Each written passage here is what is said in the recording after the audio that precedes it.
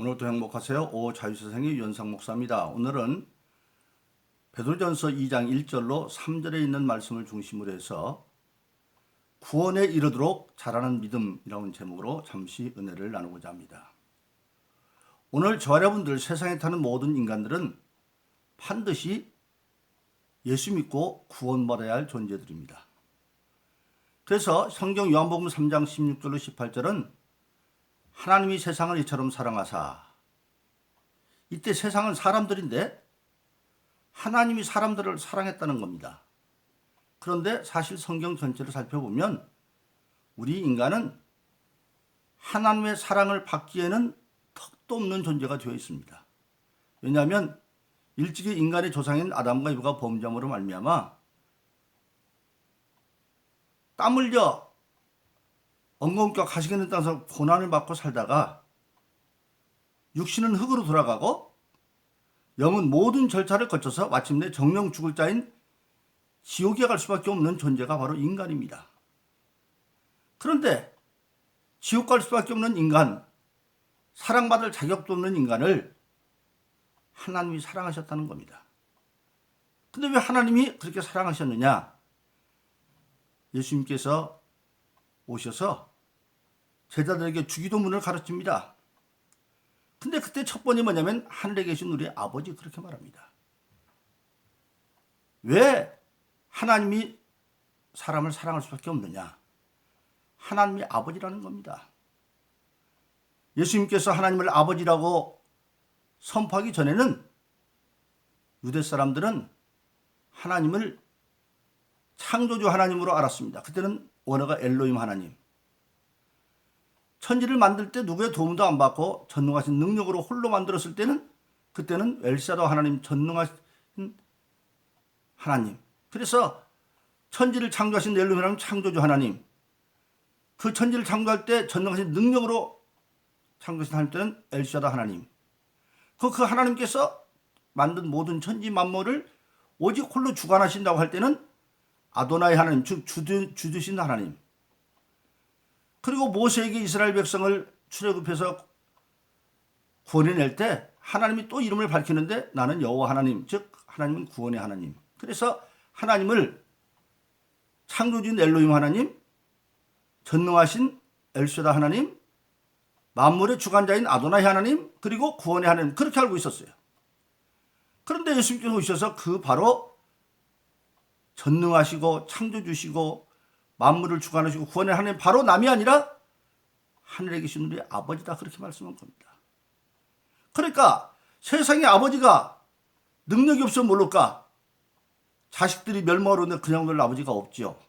그래서 하나님이 세상을 이처럼 사랑하사, 사랑할 수밖에 없어요. 그래서 그 사랑의 방법으로 하나님이 보낸 것이 독생자를 주었으니 예수를 보내셨습니다.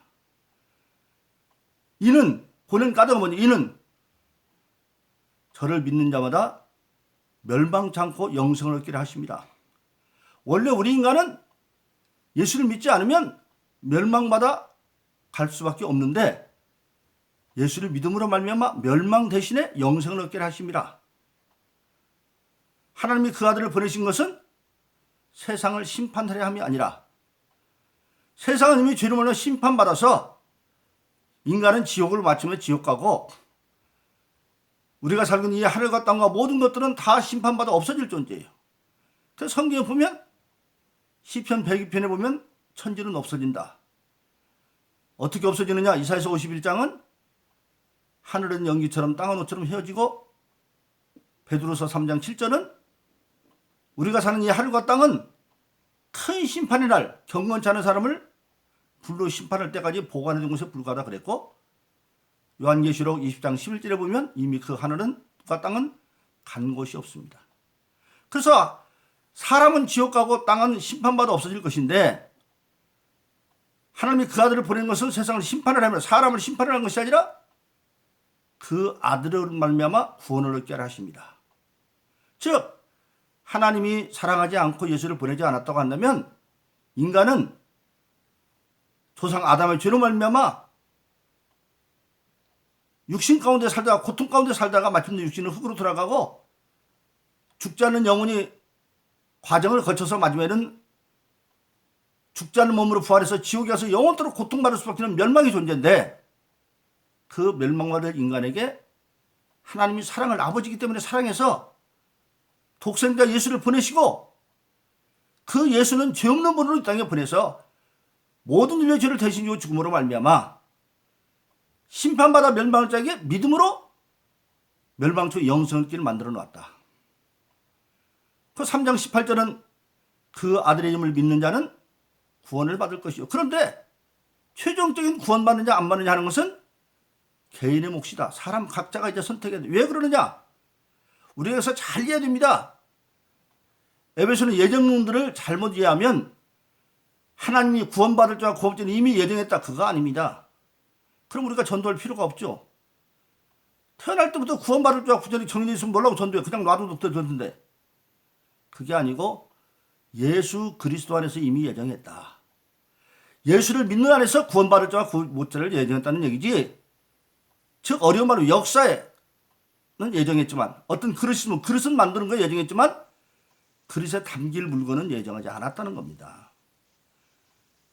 그래서 최종적으로 구원받느냐 안 받느냐 문제는 개인의 문제, 그 아들임을 믿는 자는, 믿느냐 안 믿는 자는 개인의 문제예요. 그런데 왜 그러느냐? 하나님께서 만물을 만들 때 오직 하나님이 사람에게만 하나님의 형상을 주었어요. 이 하나님의 형상은 보이는 얼굴이 아니라 하나님의 인격이에요.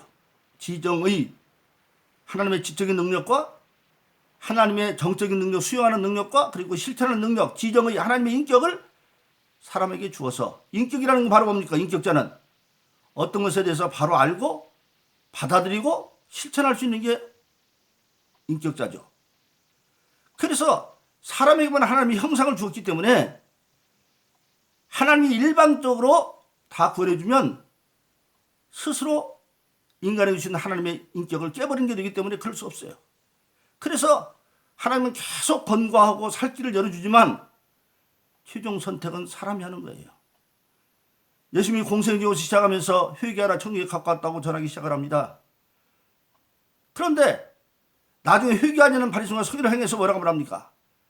화이실진정 화이실진정 7번씩이나 말하고, 그래도 안 하니까 마지막 예수님이 나귀 타고 예루살렘에 입성하시다가 벳박이 언덕에서 예루살렘 보면서 우시잖아요. 우십니다. 통곡합니다. 네가 평화의 때에 권고받던 말을 받지 않으므로 돌판에 남지 않겠구나. 즉 아무도 어떻게 할 방법이 없어요. 그래서 인간에게 자유의지를 주었습니다.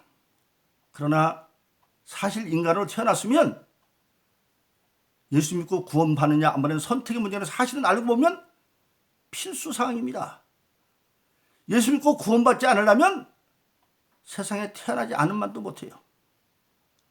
그래서 예수님이 자기를 파는 가룟 유다에게 그렇게 말하죠. 인자는 아버지 뜻대로 가지만 너는 차라리 태어나지 않았으면 좋을 뻔 알았다. 왜? 가룟 유다는 지금 제가 말씀을 드립니다마는 음부 속에서 지금 불 가운데 고통받고 있습니다. 그리고 마지막에는 지옥에 가서 죽지 않으면 부활해서 영원토록 고통 가운데 살아야 되니까 앙테나만도 못하죠. 그래서 시편 51편에 보면 모든 인간은 어머니 태중에서부터 죄 가운데 태어났다. 즉 조상의 죄로 말미암아 유전죄를 가지고 태어났다. 그래서 죄의 값은 사망이야. 로마서 6장 23처럼. 그러면 왜 하나님께서 인간으로 이제 아담의 후예로 태어나면 다 지옥 갈 수밖에 없는데도 불구하고 왜 계속 인간을 태어나게 만드느냐? 하나님은 절대 말씀을 지키는 분이기 때문에 그래요. 만물을 만들고 하나님이 주신 기본 축복이 생육하고 번성하고 충만하라고 그랬어요. 그 가운데 하나님이 형 우리 인간도 똑같이 생육하고 번성하고 충만해야 돼요. 그러니까 그 생육하고 번성하고 충만한 말씀도 이루고 그 가운데 지옥 갈 길을 살 길로 열어놓는 길을 하나님이 만들어 놓은 거예요. 그래서 우리가 예수 믿고 구원받아서 천국 가야 된다고 하는 것은 사실은 선택사항이 아니라 필수사항입니다. 필수사항이에요. 그런데 그 우리가 예수 믿고 구원받는 길은 오늘 본문의 말씀에 보면 구원에 이르도록 자라게 함이라 그렇게 말하고 있어요. 즉 한 번 검사 끝나는 것이 아니라 그것이 최종적인 구원의 완성에 이르는 성장에 가야 된다. 그렇게 말하고 있습니다. 즉 구원은 인내와 성장 과정을 통해서 마침내 완성된다는 겁니다. 그래서 성경을 살펴보면 구원받았다는 말은 시제가 항상 세 가지로 되어 있습니다. 첫째는 과거 완료. 저나 여러분들 예수 믿는 사람들이 처음 예수 믿고 거듭난 경험을 가지고 성령 받은 그때가 바로 구원받았습니다. 과거 완료입니다. 성경에 보면 사도행전 2장 38절에 보면 이렇게 말합니다. 너희가 각각 회개하여 예수 이름으로 세례를 받고 죄사함을 얻으라. 그러면 성령을 선물로 주시리라. 그때가 바로 구원받은 것입니다. 그러나 예수님이 말한 것처럼 내가 곧 길이요 진리요 생명이니 나로 말미암고는 아버지께로 올 자가 없다. 이제 길에 들어선 것에 불과해요. 그래서 과거 완료. 또 요한복음 1장 12절은 영접하는 자, 그 이름을 믿는 자에게는 하나님의 자녀는 되는 권세를 줬다. 즉 예수를 영접하고 예수 이름을 믿으면 하나님의 자녀는 권세를 주셨으니 과거 완료입니다. 그러나 그것으로 끝나는 게 아니에요. 예수 믿고 거듭난 것을 하나님이 낳았다 그랬어요. 어린애처럼 낳았어요. 세상도 애기가 나면 성장해야 되잖아요. 그래서 과거 완료로 되어 있지만 또 신앙은 현재 진행으로 되어 있습니다. 계속 어린애부터 신앙이 이제 자라가는 거예요. 그래서 빌립보서 3장 10절로 15절에 보면 이렇게 말합니다. 예수 믿는 사람들은 지금 과거에 예수 믿고 거듭나서 지금 달려가는 도상의 존재다. 누구를 향해서 예수를 바라보고 달아가는 무엇에서 오직 부활을 향해서 달려가는데 달려가는 그 시점에서 마치 마라톤 경기를 하다가 결승점에 가기 전까지는 아직 모르죠. 언제 기권할지도 모르고 그래서 얻었다 함도 아닙니다. 이루었다고 생각도 합니다. 잡았다고 생각도 안 합니다. 나는 오직 그리스도를 향하여 표대를 향해서 이제까지 온 건 다 잊어버리고 달려가는 도상의 존재입니다. 현재 진행형입니다. 그래서 신앙생활은 과거에 이미 구원받은 경험이 있어요. 예수 믿고 성령 받아서. 그러나 그건 어린애가 같기는 계속 성장해서 지금은 현재 진앙으로 빌립보서 3장 10절로 15절 달려가는 도상의 존재. 그리고 마침내 오늘 본문의 제목처럼 구원에 이르도록 자라는 믿음의 단계에 이르러서 미래 완료가 되는 자리가 있습니다. 디모데서 4장 7절로 8절에 보면 드디어 바울 사도가 로마 감옥 그 순교의 순간을 앞에 놓고 신앙의 고백을 합니다. 내가 달려갈 길을 다 달려오고 신앙은 천천히 게으름피러 가는 것이 아니라 달려가는 길이었다.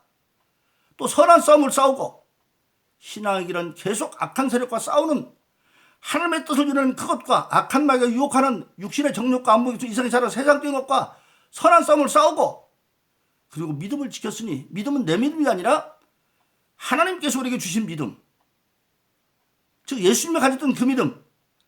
그래서 고린도 12장에 보면 성령 받은 자에게 은사가 9가지가 나타나는데 그 9가지 은사 가운데 하나가 믿음의 은사입니다. 지혜의 은사와 지식의 은사 세 번째 믿음의 은사가 나오고 있어요.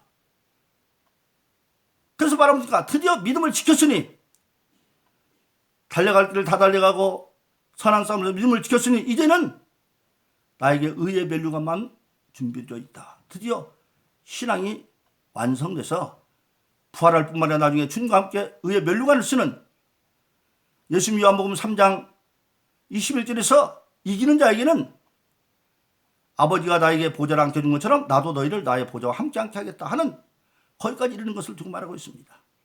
그리고 이것은 바울 사도 나뿐만 아니라 예수 나타나심을 즉 부활하심을 기다리는 모든 자에게 다 한 가지다 그렇게 말씀하고 있습니다.